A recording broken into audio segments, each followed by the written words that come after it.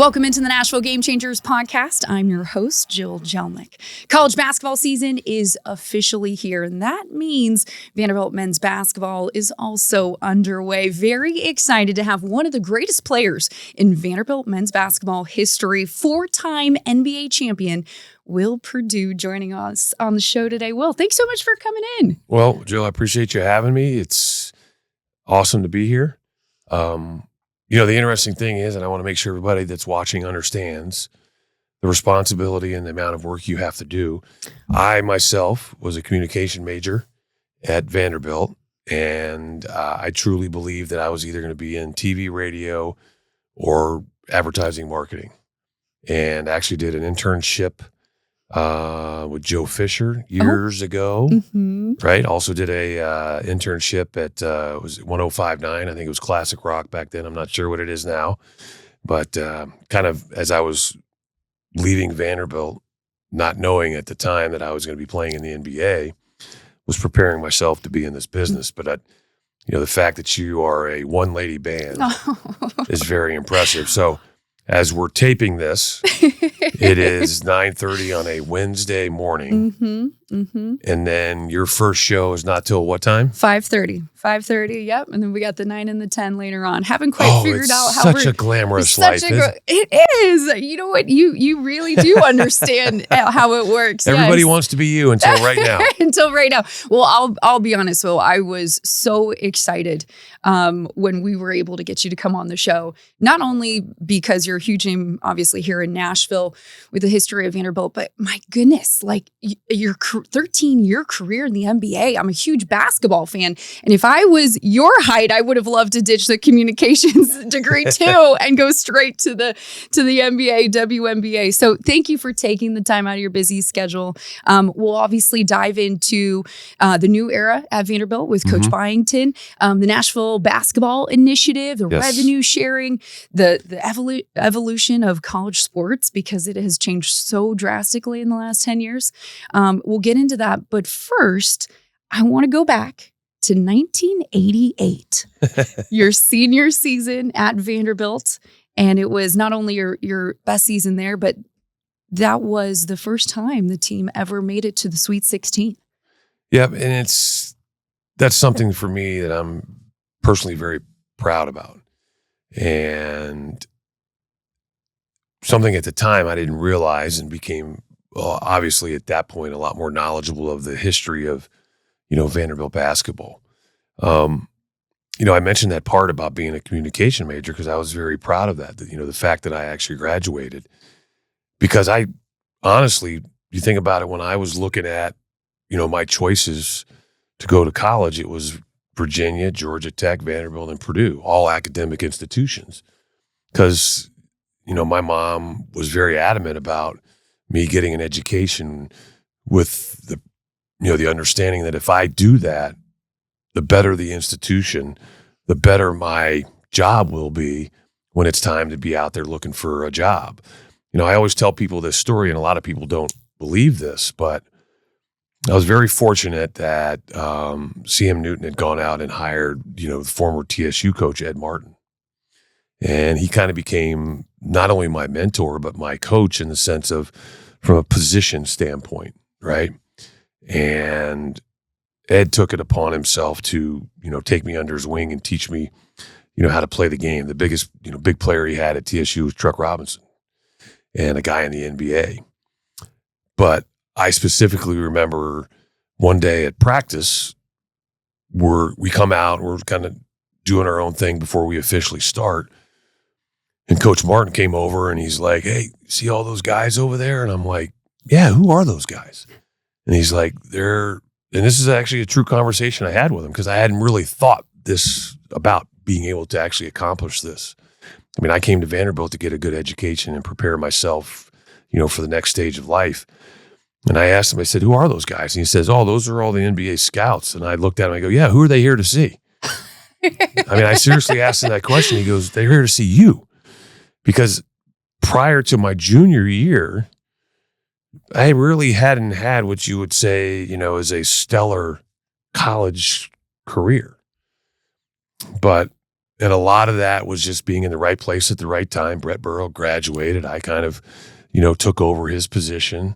And things just kind of took off. But it was probably more about, I had to be engaged. I had to be disciplined. But I also was very fortunate that I had a head coach who stuck his neck out for me when I had some academic problems my freshman year. And then also Ed Martin was a guy that, and when I say took me under his wing, not only taught me about the game of basketball and beyond, but also, took care of me from a personal standpoint of the mentality of preparing yourself to play games, priorities. Even though it's hard because now I'm a father, my son's will turn 22 next week. He's a senior at Miami of Ohio, so everything goes full circle, right? Mm-hmm. You still, even though I want to sit here and say, okay, you're about to turn 22, you're an adult. But then I go back to when I was still in college and about to turn 22. And that was actually in the NBA. I was still 21, but I always think about, you're really still pretty immature, quite honestly. And there's so many things you have to learn, and how, from a mentality standpoint and a maturity standpoint, you really still need to develop. As much as I kind of want to lean on my son pretty hard about, he's doing job interviews now and getting ready for the real world. Unfortunately, he's not going to be an NBA player. He plays lacrosse. But I just think about how fortunate I was that my mom and dad kind of guided me in the right direction. Because I always wondered, if I didn't go to Vanderbilt, what would have happened? And the fact that a lot of people don't know this either, I literally almost flunked out from a GPA standpoint because I wasn't as disciplined as I needed to be. And I was very easily distracted. When I say that, I mean the 2 a.m. softball game, wiffle ball games in the hallway when you're supposed to be studying or sleeping, probably is a better way to put it, mm-hmm. and all the other distractions that can come with college life. Mm-hmm. Took me a while to figure it out. But you had a strong support system. Yes. Your coaches, your parents, just like you said, and just like how it's full circle for you now for your son.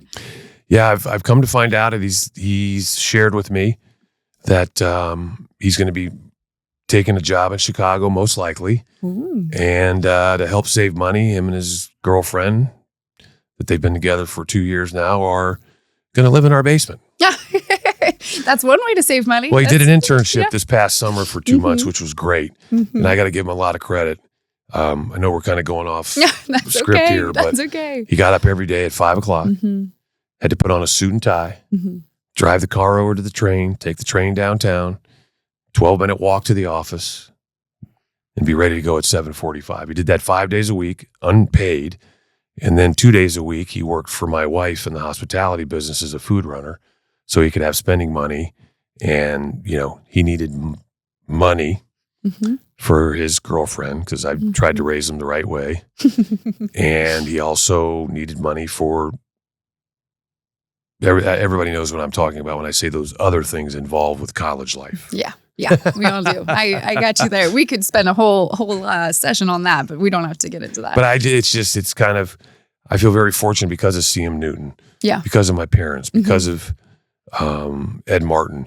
And I specifically remember the conversation my mother had with CM when he came into our house for the first time during the recruiting process in Merritt Island, Florida, just a small town on the East Coast. And she said, listen, I, as Will's mother, need to be very comfortable with where I send my son, because you basically, for the next 4 years, will become his father, because he will spend more time with you than he will with us. So I need to understand what your thoughts are, what your goals are, what how, why, what, when, where, not just from a coaching standpoint, but how did he grow up? What are his beliefs? I mean, I was just, that first time CM stepped into our house, I was just a participant. I didn't really talk much. My mom talked a lot, as did my dad, but that was how important it was. And I think now I see that I'm trying to do the same thing for my son. As they say, I'm trying to lead him to water. It's his decision whether he decides to drink or not. And I feel very fortunate that I've had people like that. Yeah. And I'll explain more about that in a minute, but just to that part, be where I am now. That support system, but then also give yourself credit. Your junior, senior year, in your 2 best years at Vanderbilt, you went on to be the SEC Player of the Year in 1988, and like we talked about, that Sweet 16 run. What do you remember most from that March Madness run? The interesting thing is, I can honestly say I didn't really enjoy it in the moment. That's fair. Because I was so focused on, and that's if I do have a weakness, that's probably sometimes I try to look too far ahead instead of focusing on the moment. And what I mean by that is, yeah, we're focused on our opponent. I'm focused on the game, but I want more. I want to go farther. I mean, I just, it's really hard to explain to people how devastating the Kansas loss was because of where we were and what was possible. And because of, as you talked about, what we could really do for basketball at Vanderbilt. But, you think about it, quite honestly, I was very fortunate to have a very good support system from a coaching standpoint, but also really good teammates, from Barry Goheen to Barry Booker to Scott Drought to Derek Wilcox to Frank Cornett I could list everybody, Steve Reese. Some of these guys are going to get pissed off. Why didn't you mention my name? But everybody, we became a very good team because of the beliefs we had in each other. And I always talk about how the parallels between life and basketball, the trust aspect, to know that everybody is working towards one goal and doing whatever they have to do and make whatever sacrifices they have to make in order to put themselves in a position to succeed, but also help the team succeed, is probably more rewarding now than it was then. Because as an athlete, from my perspective, unfortunately, sometimes you have a tendency to focus on the things that didn't happen, that you felt like you controlled and had the ability to do, than what actually did happen. And to where, we just had breakfast this morning with George Plaster, and we always talk about these things. And, I think a lot of the guys, their wives are listening, the wives get bored because we tell the same stories. We're like, oh boy, here we go. They know him. But they know him. It's about reliving the past, but because of that past is so important to how we became who we were and the friendships that we made. I mean, last night I had dinner with, Barry Goheen, Barry Booker, Kelly Klippenstein, who was a baseball player at the time. And that was kind of, as I try to tell my son, these are the friends now that you're going to have for the rest of your life. I know how important your friends were back in high school, but this is about moving forward. And, these are the guys that I really lean on even today with those relationships I built back then. You're listening to the Nashville Game Changers podcast with 4-time NBA champion Will Perdue. We'll be right back after this.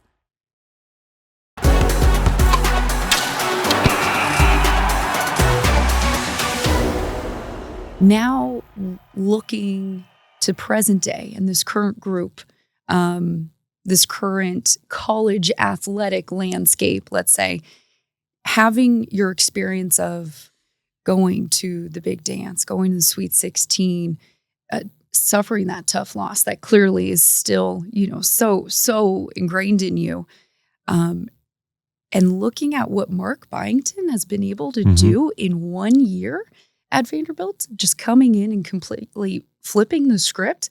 How much respect and how impressive is that from your perspective, having been on that other side? I think it's impossible to put into words to consider what he's done in that first year, or what he did in that first year, and what he's about to do in the second year. Because I honestly think, I went to practice yesterday.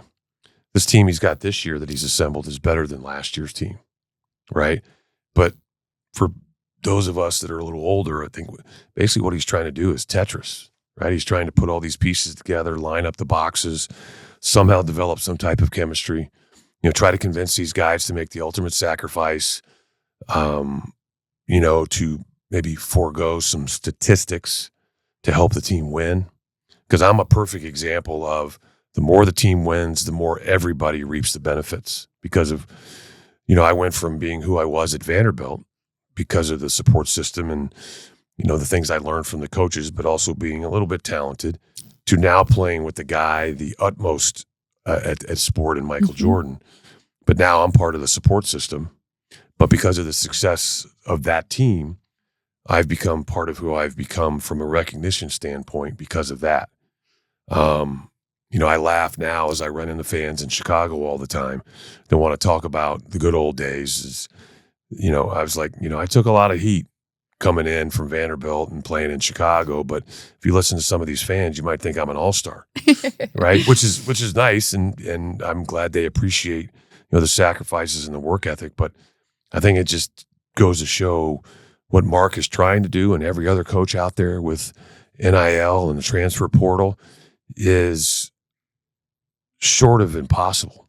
So those that actually have any success and can get their teams to the NCAA tournament is incredible, quite honestly, because it's just, I don't want to say the system is set up for people to fail, but now you're not just a basketball coach. You're a general manager. You're a psychologist. I mean, you're having to deal with agents. You're having to deal with parents. And I think you've seen, like, Billy Donovan moved on to Oklahoma City and now with the Chicago Bulls. The retirement of Krzyzewski, the retirement of Jay Wright. These coaches there's so much more now than just basketball that it's pushed some coaches out of the game, right? Or moved on to a different level where in the NBA it's about basketball. But there are coaches that love the challenge, and Mark's one of those guys. And probably the most important thing that he says that I thoroughly enjoy is that he still has a lot of things that he wants to accomplish at Vanderbilt before he even considers moving on. Yeah. You mentioned several of the different elements that coaches have to deal with, right? Obviously, the recruiting has always been a factor. Dealing with the parents and we talked about it earlier, telling mom and dad, hey, I'm going to be able to take care of your kid. Don't worry, we'll be fine. Schools, GPA, especially at Vanderbilt, a huge factor. But now you have NIL. Now you have transfer portal. Now you have the new revenue sharing and third-party collective groups that are raising money. And with the new NCAA versus the House settlement this summer, we took what we were starting to get into the last couple years, and then we are now riding a new wave. Now that we have a little bit more structure, because now we know that revenue sharing is separate from NIL. In terms of what schools are in charge of and raise, right? And then also the role that the third party plays. And you have taken upon yourself, even before Coach Byington came in here, right? I want to say 2023, you started Nashville Basketball Initiative. Can you tell us a little bit about what that is and your purpose behind it? Well, it'll take a minute to explain, but the infancy stage is basically started back in 23. And it took us a while to really get it rolling, right? A friend of mine, Robert Sampson, is kind of the guy that is the feet on the ground. He lives in Nashville. He's my eyes and my ears. I'm still in Chicago. I mean, there's literally two cities that, I love dearly, and that's Nashville and Chicago, basically because of what I was able to accomplish in each city. But as I mentioned, and most people know, that my wife is from the suburbs of Chicago in LaGrange, and she comes from a big family, so that's why we live there, right? And I love actually being part of that huge family. But as you talked about, there is some structure, but that structure is consistently changing. The goalposts are consistently moving. What can we do? What can't we do? But at the present moment, there's now two different entities, okay? There's revenue share, which is you take, and I'll try to do my best, you start off with $20.5 million, okay?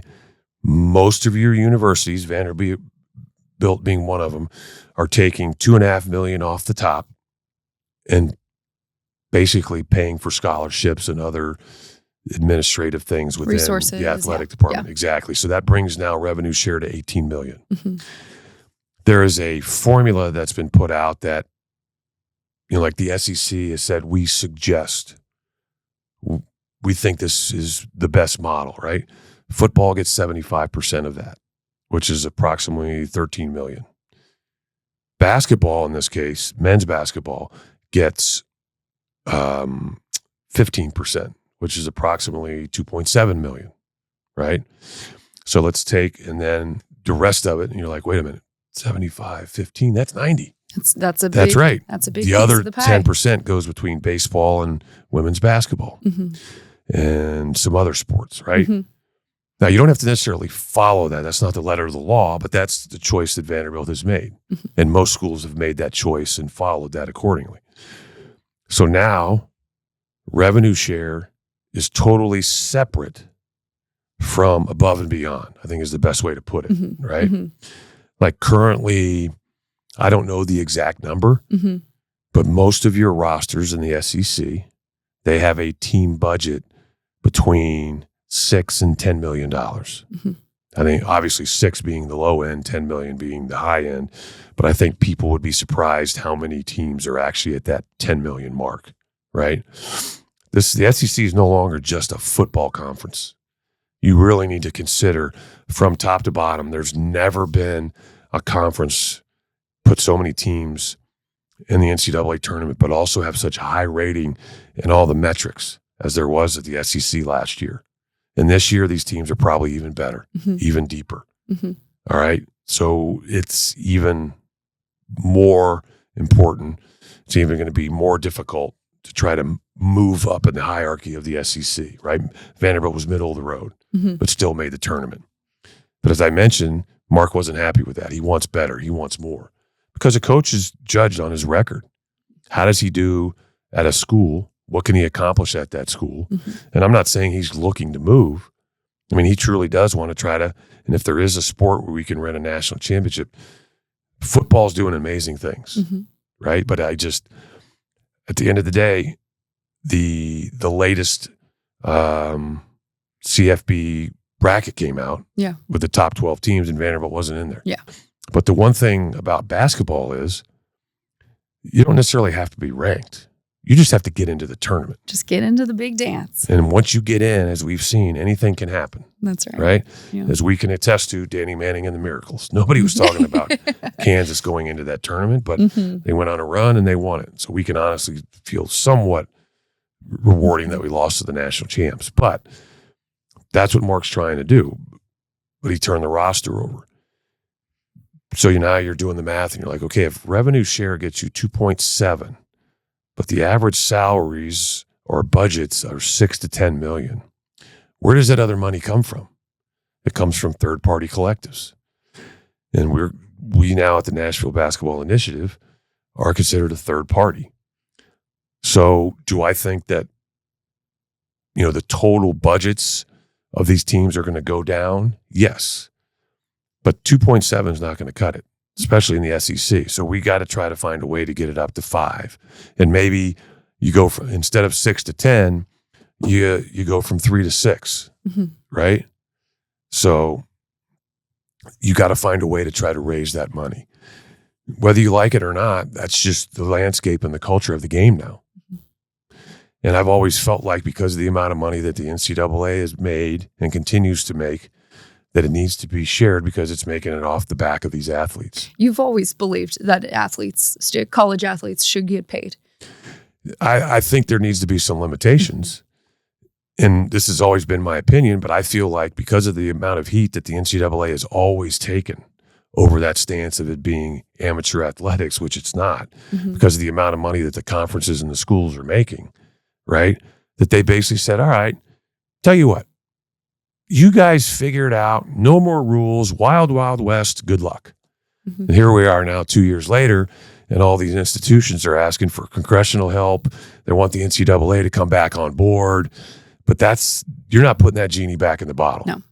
And that's why you're constantly seeing so much change consistently, day to day, week to week, month to month, about the rules are. If you called up Mark Byington, Clark Lee, and asked these coaches, hey, what are the rules? They're basically their answer is going to be, well, let me get back to you because it might have changed. Today, what are the rules today? I'll tell you the rules today, but it might change tomorrow. Exactly. Yeah. But that's where we come in is trying to find ways to generate that revenue through NIL. NIL and revenue share are two different buckets. Schools can no longer have anything to do with NIL. that has to be through a third-party initiative. And that's the difference. Correct me if I'm wrong, Will. That's the biggest difference from 2021 when we started, when NIL started to give money to student athletes. Right. Now you and NBI and other third-party groups can come in, raise this money, and that goes directly to the program. That goes directly to the players. The players. Not the program. Not even the program. The and players. you have a clearinghouse that's being run by Deloitte. Mm-hmm. It's called NIL Go. Mm-hmm. And all these things, because up till July 1st of this year, you just give the players money, mm-hmm. right? They could go do an autograph signing session and make $100,000 or whatever it was. But you had to find ways to get up to be able to pay these players so they could come, mm-hmm. right? Now these things have to go through the clearinghouse, NIL Go, and be in a position where they have to earn it. Mm-hmm. Can't just fudge the numbers and give them the money. Yeah. There is some, as you talked about, there is some structure about how this has to happen. Mm-hmm. And you have to follow all the steps. We are above board, transparent. That's the whole thing. I don't want to bring any shame to Vanderbilt, to my name, to anything. We want to make sure this is done the right way. Mm-hmm. Because once you start winning, as you know, people are going to try to find ways to knock you down. So we want to make sure that there's nothing that they can pick at it maybe was illegal, incorrect, right? Anything of that nature. I mean, it's an uphill battle, but we're making progress. I think you guys are making incredible progress. You're trying to get ahead of the game, at least, right? And which is almost impossible. Which you said from the very beginning is a nearly impossible task. I want to circle back to what the SEC suggested in terms of, hey, out of this amount of money, right, which we said 18 million, something like that. It comes roughly after they take the 2.5. It becomes 18 million, which, if I remember correctly, that number, 20.5 million, grows by 4% every each year. For, correct. I think it's a 10-year next 10 period. years. Yep. Yeah. And you mentioned how SEC suggested 75% to football and how much to men's college 15%. basketball. I want to point out those historically and statistically have been the largest moneymakers. Yes. For the NCAA. Look at March Madness alone. That's correct me if I'm wrong. That's where NCAA has always made their biggest paycheck. Yes. Is that single tournament in March. So that is why for anybody listening that's like, well, what about college softball, right? That's my sport. What about the women's sports? What about the other sports?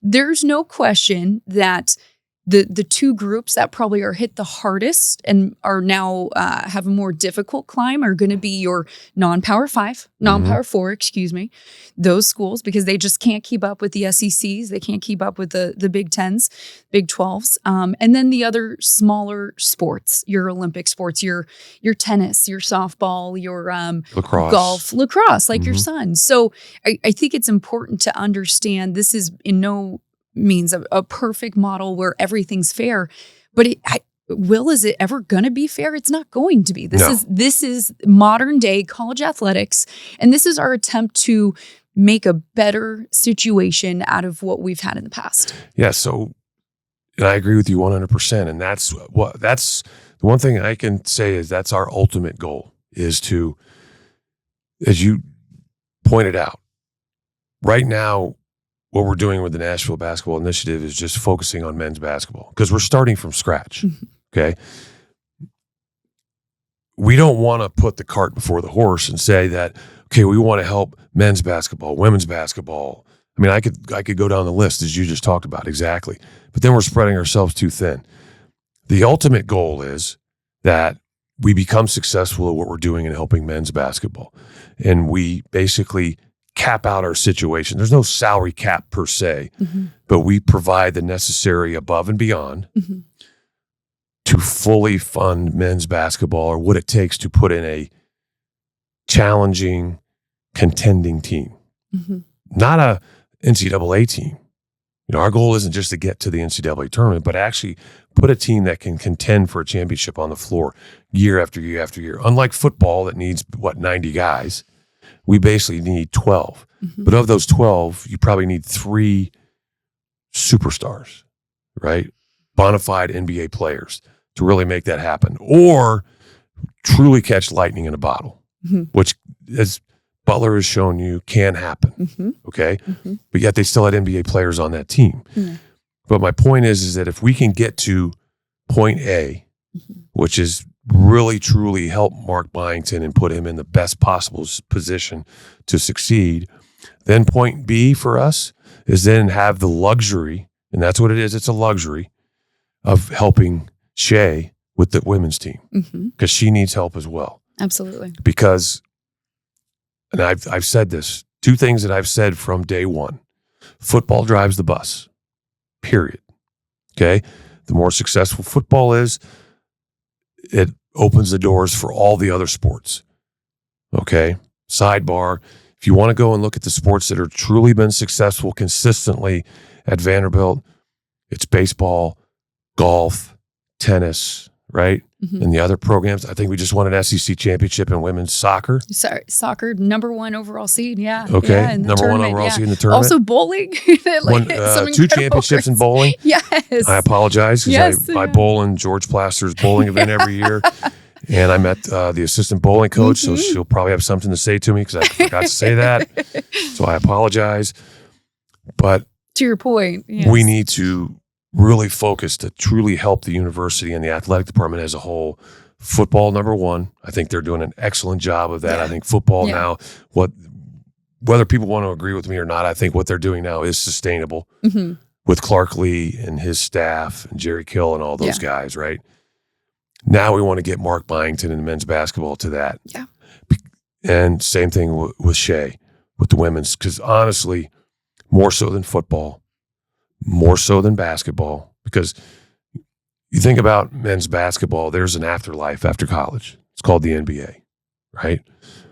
Women's basketball, there's the WNBA, but I don't think people understand how little money women's basketball.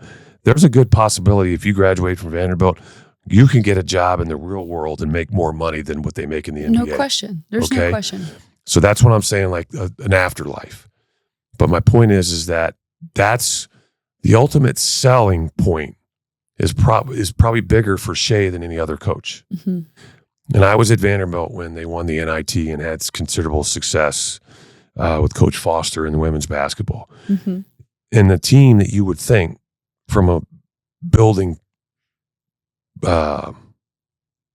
aspect should be women's basketball, right? But at the same time, just like in any other sport, you need resources. Yep. Okay, because you just can't say, hey, come to Vanderbilt, you get a great education, the alumni will take care of you, you get a great job. Mm-hmm. You can't just sell that anymore. You got to be able to sell, well, and call it greed, call it whatever you want. It's just the culture. Mm-hmm. What else can you do for me, right? And as you talk about it, it's not fair. I'll be the first one to agree with that 100%. But it's just different. But you still need NIL money for women's sports as well. Correct. And we're hoping that if we can break that barrier and become successful with the men's program, then we can step out and, invite Shea and become part of that to help them become successful as well. Because at the end of the day, like I said, football drives the bus, but I'm a basketball guy first and foremost. And I know what Memorial Magic is. I lived it. It's still in my blood. And, I know we can get it back there. What's your favorite memory at Memorial? I know Candace doesn't want to hear this, but it's the fans storming the court. Because it's a great memory, yeah. Because we beat eventual champion Steve Alford and Indiana Hoosiers in our gym. Mm-hmm. And to have Bobby Knight, who was actually, a lot of people don't know this, was one of CM Newton's very best friends, even though they were totally on the opposite ends of spectrum. Mm-hmm. You had the gentleman of basketball, CM Newton over here, and you had the crazy man, but a genius down here in Bobby Knight, right? Everybody knows about his antics, but a very nice man who came into our locker room after the game to compliment us on how we played, about how we actually deserved to beat his team because we were the better team that night. Now, that was, lo and behold, long before they went out and won the national championship, but they were the number 2 ranked team in the country at that time, right? North Carolina came in our building and we beat them. And just, the fans storming the court. There's a lot of photos out there of, students carrying Barry Goheen off the floor. just those type of memories.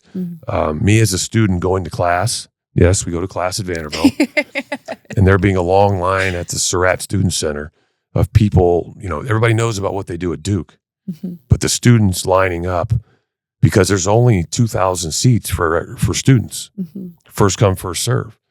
And as we're now, right in the middle of Memorial Magic and we're nationally ranked, these students had to line up just like at Duke days before to make sure they could get tickets to go to the games. Because, even though there was only 6,000, students, there's still only 2,000 seats. And they, going to class and having them all in line and just walking down that line and high-fiving everybody as you're going to class. And just the energy that it provided, the buzz it provided on campus. I mean, just like football is right now with game day, the whole thing, you got all these students practicing field goal kicks in case they get picked. Wasn't that great? I mean, all the national attention. Yeah. And the main thing is we want to do is just make that a consistent thing, not a every 3 or 4 year thing. Yeah. Stay with us. You're listening to the Nashville Game Changers podcast with 4-time NBA champion Will Perdue. We'll be right back after this.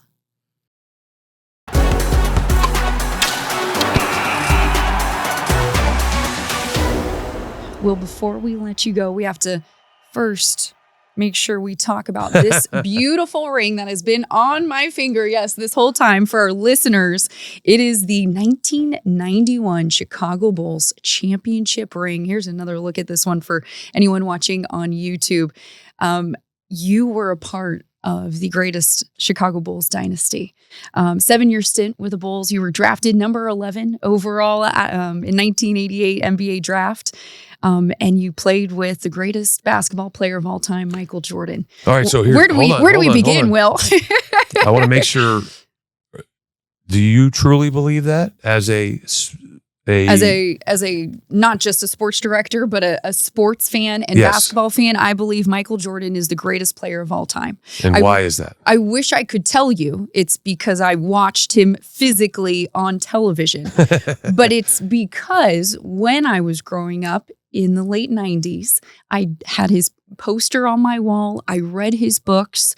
I tried to watch the end of his career, but I believe he's the greatest player of all time because of how he played the game with such ferociousness, tenacity, and grit, and the will. He hated losing more than he loved winning. Yes. And I respected him so much, and that was the type of athlete I wanted to be, but also I felt like I was naturally. That's why I think he's the greatest player of all time. What do you think, Will? Was that good? I like your answer. Yes. Thank you. Now, people ask me the same question all the time, right? Because I went from having a 13-year career to then working for ESPN, SEC Network. I've been an analyst for a long time, strictly in just basketball, but people also ask me that question, and they think my answer is biased. And I can't say it's not. But I've also had the luxury of working the NBA Finals with LeBron James and watching LeBron up close, right? I mean, I tell people all the time, LeBron's bigger, LeBron's stronger, LeBron's a better athlete, period. But as you just talked about, the two things that MJ had, I think that players now truly don't understand. They say these things, but I don't think they truly understand it, is the sacrifice that you have to make to win. Like, when I say sacrifice, I mean the ultimate sacrifice. I understand you're away from your family. I understand that. But the ability to stand up and say no to something and not care what others think because you're so focused on one thing, right? Like, people don't understand this, and Michael, may not necessarily, he won't deny this, but he may not necessarily agree with it. But what I learned is he despised the All-Star game because now he enjoyed it. He enjoyed chopping it up with Larry Bird and, his rivals. But what he hated though was knowing ultimately what his goal was to, be buddy and act like you're enjoying it and have a good time. I know I'm not doing it justice, but he had he didn't go join Magic. He didn't go join Larry. He ultimately wanted to beat those guys to say that he was better, right? So that's what I mean about the ultimate sacrifice. And it's not just a personal time. It's about to be the best player ever and do whatever. And when I say whatever, I mean whatever it took. And you may piss off a lot of people. You may aggravate a lot of people, but you don't care because of ultimately what you want to accomplish. And the second thing was that I always talk about him that separates him, in my opinion, from everybody, the killer instinct, right? That I think it's something that you can develop, but it's very difficult to maintain. But he's always had it, as far as I know, and how he pushed me. I mean, listen, everybody knows we got in a physical altercation, but I wasn't the only one. That's common at that level because of what you want to accomplish, the egos involved, right? But because of that, to me, that separates him from all the others. And I've always asked the question, what's first of all, it's an honor to be compared to that guy, but what's wrong with being considered the second best or the third best player of all time? Why? Because of how good he was. Everybody comes up with the terminology of the GOAT. Mm-hmm. But that, to me, is what separates him. He was willing to fight his teammates, aggravate everybody, but also understanding that, if you come with me and we work together, we can accomplish greatness. And that's what we did. But at the same time, it took a while for him to figure out he needed us just as much as we needed him to really get to the pinnacle and make that happen. Sacrifice, killer instinct, and also throwing a punch at you in practice from time to time. Steve Kerr, stuff. But because of, you guys, either you're not playing hard enough, you're not practicing hard enough, I need to get your intensity up to the next level because of what's at stake. Yeah. Did he give you the name Will Vanderbilt too? Yeah, but I also know that came from being in Chicago at the time. All you saw was Big Ten, right? Mm-hmm. So he goes, well, he must have not gone to Purdue because he wasn't good enough, right? But I was like, no. But the same guy that made those comments at the beginning of my career was the same guy that after I got traded and went to San Antonio and Dennis came to Chicago, when I saw him after that, the same exact guy, when I saw him after we had both finished playing, came up to me on a golf course and we talked and he tapped me on the chest and said, unfortunately, I learned that we traded the wrong guy. Same exact guy that made the comments prior made that comment after. MJ said that to you. That means more to me than, probably winning the championships, because not only are you trying to gain the respect of the fans, but also your teammates, but also there's that inner demon in yourself that you're trying to beat as well, to accomplish all these things. And I know for a lot of people that may seem like you've got some internal demons. That's professional athletes in a nutshell. That's truly what separates them from everybody else, is that internal drive and internal desire to truly succeed. It's quite honestly, it's almost a sickness. And that's why, and I've had some, when you finish playing, it's very difficult to deal with that and how to adjust to that. Interesting, real quick. My wife, a really good friend of hers, just got married. My wife officiated the wedding. I got to go and watch. I was very proud of her. But my point is that one of the relatives of the girl that got married is Jason Kipnis. Played with Cleveland and played with the Cubs, right? And we obviously gravitated toward each other the day of the wedding and the reception. And obviously I'm a little older than he is, but he's just retired, and he's talking about, he came to me and he's like, how do you deal with it? It's so hard. It's difficult. I said, well, the first part that's really difficult is that you didn't retire on your own terms, did you? And he goes, no, right? He basically was told it's time to retire, right? And that's very difficult to deal with because he thinks he can still play the game, which is probably a true statement, but there are a lot of factors that go into that. But I think that's something that people don't think about, is how much professional athletes struggle once their career is over just to adapt to society, because you go from, as you just talked about, so much structure for so long. Yeah. To all of a sudden you wake up one morning and be like, what do I do? And that's why I jumped into being the broadcasting aspect so quickly, because I literally was lost at that point because of what you're so used to doing. And that's the other thing. Like, I think we've all seen it with your parents, my parents. They retire, but yet all of a sudden they're like, you're busier now than when you worked, right? But that's just the human condition. Yeah. Yeah. I love those stories, and I couldn't agree with you more about that transition. That's also why I love sports broadcasting too. So I'm with you there. But that's the other thing. I think what people don't understand is, and I didn't know about you before I came, you played softball at college. I did. So all these things that we're talking about today, you dealt with firsthand. Yeah. Right? I hated losing more than I loved winning. Yeah. But at the same time, to still kind of get that high, if you want to call it, you got into sports broadcasting. I did. To still be a part of it. Yes. Right? But what I've learned, and you now learn, there's not that mental anguish when you cover an event like there is when you play an event. Yeah. It's almost like I can enjoy it now, right? It's a little bit of a relief, a different perspective. Because I imagine doing what you're doing with the Titans, the Predators, Vanderbilt, Belmont, all these schools. There's many times you're going to these events in a working position, and you catch yourself watching the game and enjoying it too much and be like, whoa, I'm working here. Because actually, I got to take some notes, because I got to be able to ask the right questions in the post-game press conference. If anything, Will, it's actually there's a small window almost of everything kind of stands still, and I'm watching, and I can just take a breath and enjoy it and say, I get to do this for work every day. I wish there were more of those moments than there are the working moments, but I really try to stay present and take at least just a moment in a game, whether it's a nice pass, whether it's a great defensive play, just feel like, yes, I get to cover sports for a living. And that's the other thing. Let's just be honest here.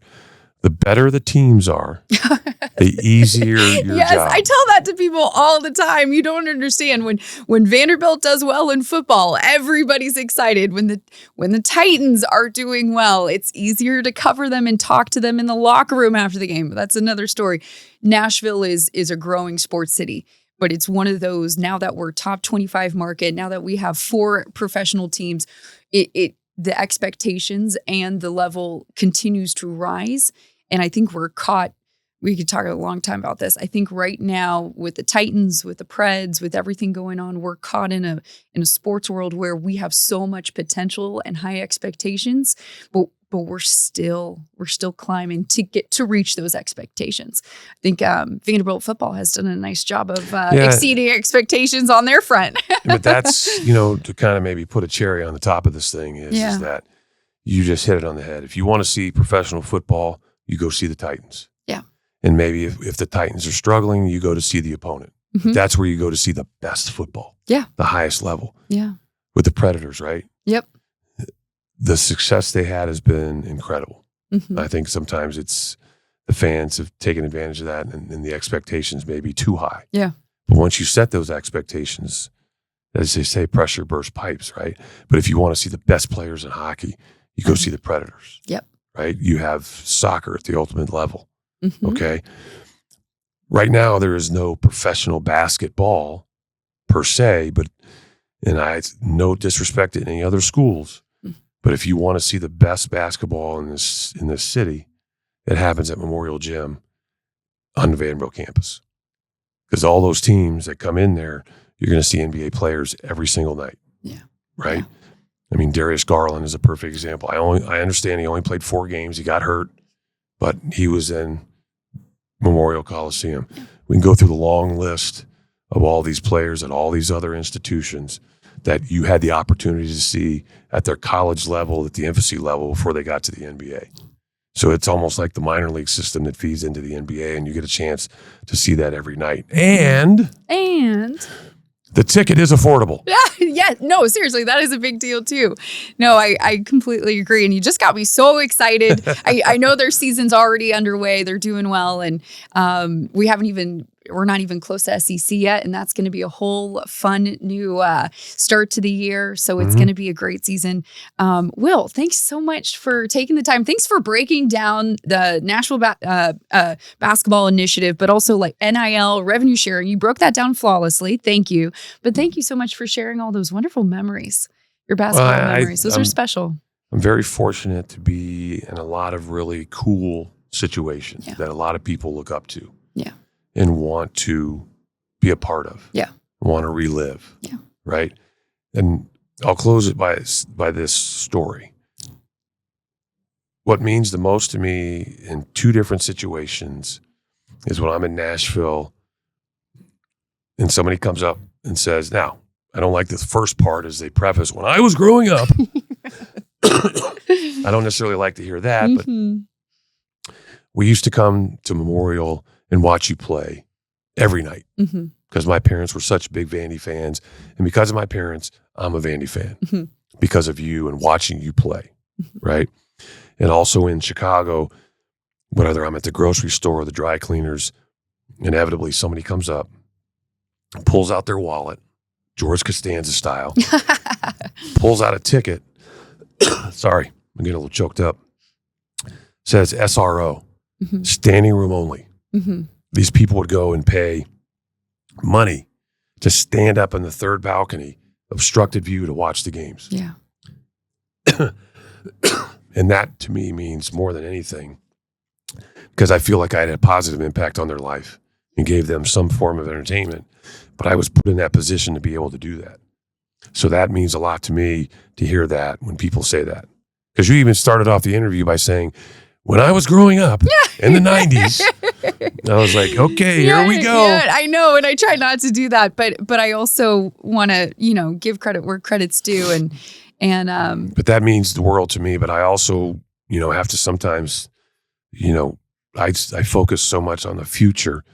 I have to kind of pump the brakes and think about how fortunate I am to be on this side of the camera and be able to tell those stories because the majority of the population is never going to be there. They're going to live those type of stories through me. Yeah.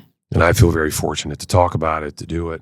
I mean, when Robert told me that he had set up this podcast, I was actually excited because I get an opportunity to kind of share some of my stories and let people know, as they say, let them behind the curtain. Yeah, that's exactly what it is. A little behind the curtain, but also for sports fans, a piece of history, piece of sports history. So thank you so much. Thank you for everything you do with the NBI, Nashville Basketball Initiative. We're really excited for the maybe as the season goes on, I could possibly come back and are you kidding me? Absolutely. Pick up the conversation where we leave it. Maybe I'll get your thoughts on your time with Coach Pop too. We'll have to do that maybe next time. And that's get the your other Coach thing. Pop stories.